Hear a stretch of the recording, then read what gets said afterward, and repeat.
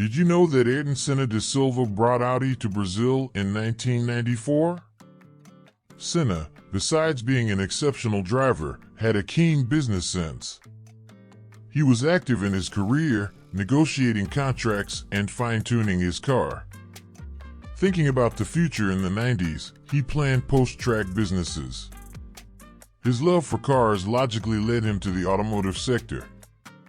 After a few attempts, the right partnership emerged, Audi. With two partners, Senna represented the brand in Brazil. And he didn't stop there. He created the Senna brand. This initiative generated over 10 billion reais in licensing. Brands like Tag Heuer linked themselves to him. The McLaren Senna is an example. Of the 500 cars, each valued at 5 million reais, all were sold before launch.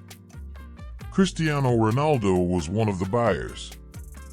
Get to know the trajectory of the businessman Ayrton Senna, the man behind Audi's arrival in Brazil. Chapter 1: An entrepreneur emerges. In 1990, Fernando Collor, then President of the Republic, signed a decree allowing the import of products, including automobiles. This prohibition had been in place since 1976. Import duties, before 1985, were reduced. In 1993, they were only 35%. This attracted many foreign automakers to Brazil, bringing advanced technology. Many domestic cars quickly became obsolete. It was a significant change for the local industry. Meanwhile, Ayrton Senna, a three-time Formula One champion, focused on business. He wanted to enter the business world after retiring from the tracks. According to collaborators, Senna had a talent for business. His former manager commented, "He was very intelligent. Among the 5 brightest people I've worked with." Ayrton represented brands like Tag Heuer, Shell, and Banco Nacional. In addition to sponsorships, in the early 90s, he had fashion and advertising companies. The Senna family had been investing in cattle since the 60s. He created the Senna brand with the help of stylist Renata. He sought the best professionals for this global endeavor, wanting his brand on various products. During this period, Rogério Moraes Martins, Reinhard Dias Jr., and Senna himself launched Senna. It was an extension of the Senna brand. The goal? A character that conveyed values like determination and overcoming challenges to children. Chapter 2: The Search for a Partner. Ayrton Senna was riding high in both racing and business. In 1992, he asked his brother, Leonardo Senna, to study potential investment areas.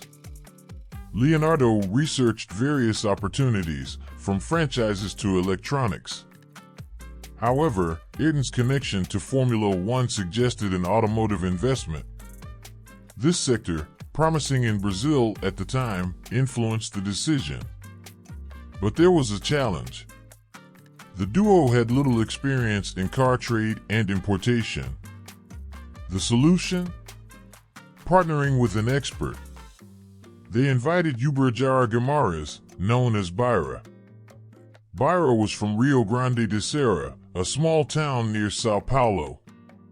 At 17, he moved to the capital city and worked at Sousa Ramos, once the country's leading Ford dealership. In 30 years, he climbed the ranks from an office boy to a partner. Beira was a skilled dealer and a car enthusiast. In the world of cars, Beira made many contacts. It was Armando Botelho, Senna's agent, who introduced him to Ayrton. Thus, the trio of Senna imports was born: Ayrton, Leonardo, and Beira. The first action? Buying a Ford dealership in Sao Paulo. They had expansion plans, but these did not prosper. Ayrton, while on a trip to Japan and close to the leadership of Honda, attempted to bring the brand to Brazil. The Japanese showed interest but limited the representation only to the state of Sao Paulo. it was insufficient for the trio. Chapter 3: The Senna and Audi Partnership.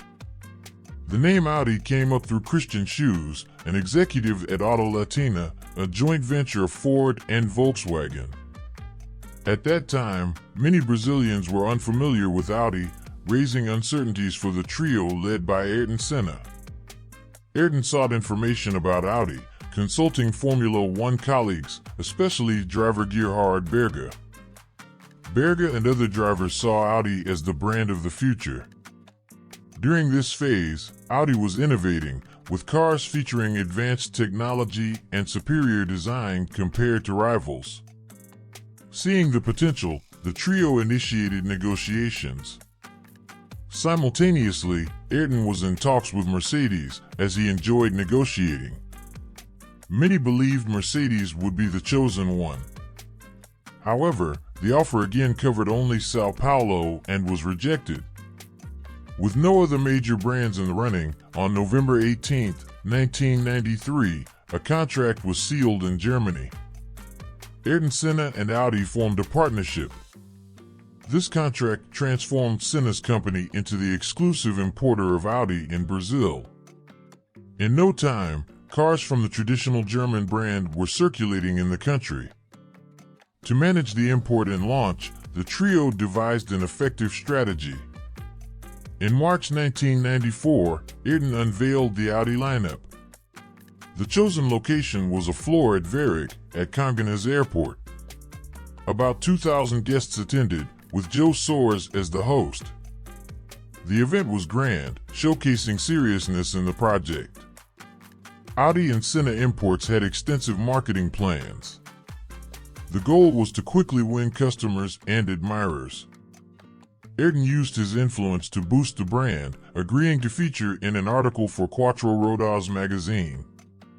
He would test an Audi in Interlagos, highlighting the vehicle's performance and technology. The idea was to have Ayrton and the car featured on the magazine cover. Unfortunately, a tragic event months later prevented the publication of this issue. Chapter 4: May 1st. For Brazilians, May 1st, 1994, dawned like a typical Sunday. It was a holiday, but the feeling was like many other Sundays. In front of the TVs, we awaited joy from our greatest idol.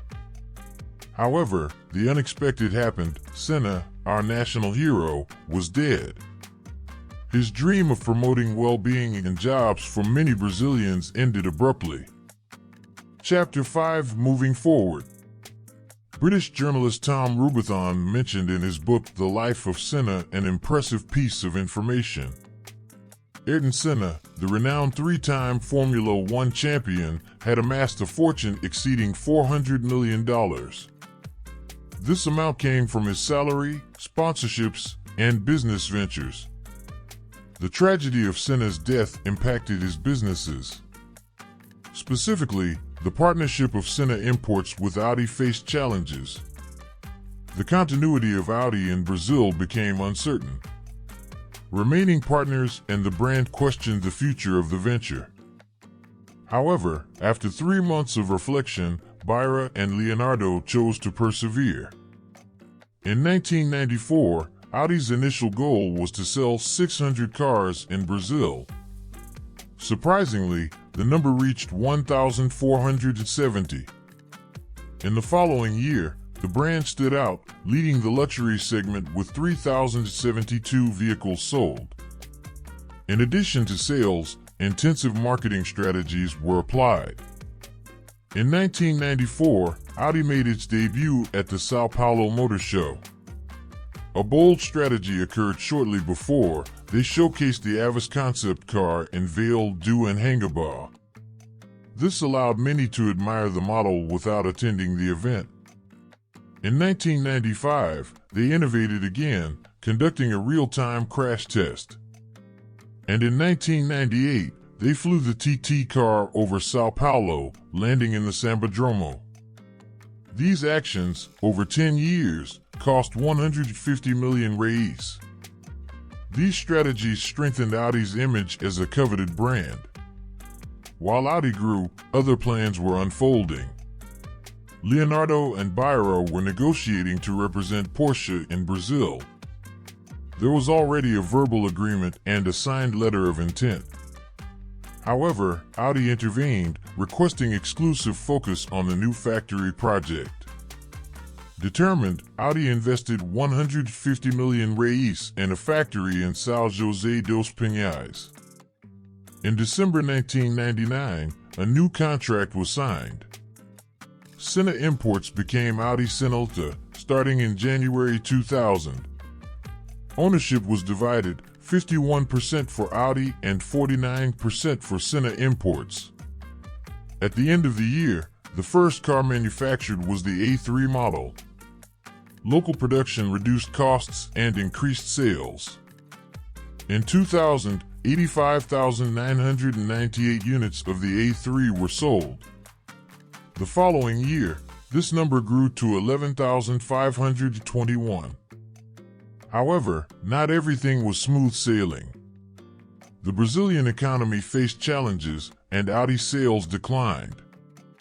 The relationship between the parties began to wear thin.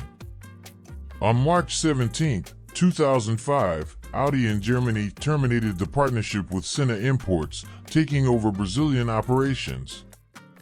Subsequently, Senna Imports was discontinued. However, between 1994 and 2004, 64,000 cars of the brand were sold in Brazil, consolidating a remarkable success story. Chapter 6: BIRA and the Senna'S. Leonardo Senna and Ubirajara Guimarães loved boats. In 2009, they became representatives of British boats in Brazil. Byra has another partnership with singer Roberto Carlos. They started with car dealerships in Sao Paulo. Today, they are partners in Emoções Incorporadora, focused on luxury real estate. The Senna brand is managed by the family of the three-time Formula One champion. Its highlights are the Ayrton Senna and Senna lines. The company collaborated with prominent names, resulting in the McLaren Senna, Tag Heuer watches, and the Ducati Panigale 1999 Senna motorcycle. These partnerships brought in numerous royalties. Part of this income assists the Ayrton Senna Institute. It is led by the Senna family, with Viviane Senna, the sister of the driver, as president. In 2021, the institute received 17,600,000 reais in royalties. The brand offers various souvenirs, t-shirts, bracelets, helmets, and books about the driver. The family estimates that the Senna brands have generated over 10 billion reais. Many speculate about how Ayrton would be today. We're not sure, but his legacy remains. He left lessons of overcoming challenges, resilience, and teamwork. If he were a businessman, he would be as unique as he was on the racetrack.